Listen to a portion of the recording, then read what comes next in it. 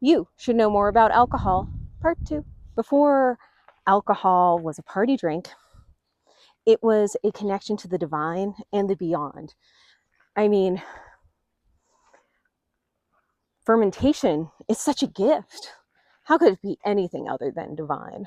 Fermented beverages across cultures weren't just made, they were invocations, which is obviously what I think about when I have a shot of Fireball. Across cultures and continents, alcohol is ceremony, sacrament, and symbol.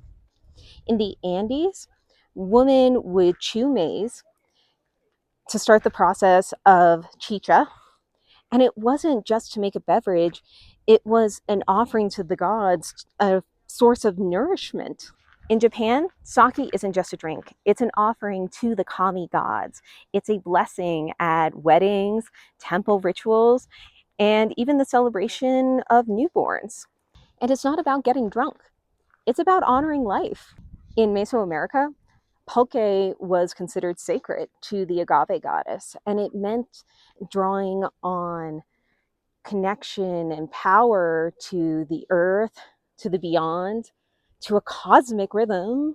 Now, I'm going to be honest, I'm actually hiking and doing this, so be patient with me. To brew was to pray, to drink was to commune, to connect with each other, with the gods, a liquid language of celebration for weddings, for burials, for births, and so much in between that allowed us to create communities and connection and ways to care for each other. Of course, whenever there's a good thing, there usually comes problems. And one of the problems became that the people that controlled alcohol also held cultural power. So as communities grew and empires sprang up, our connection to the divine through alcohol stopped really being there.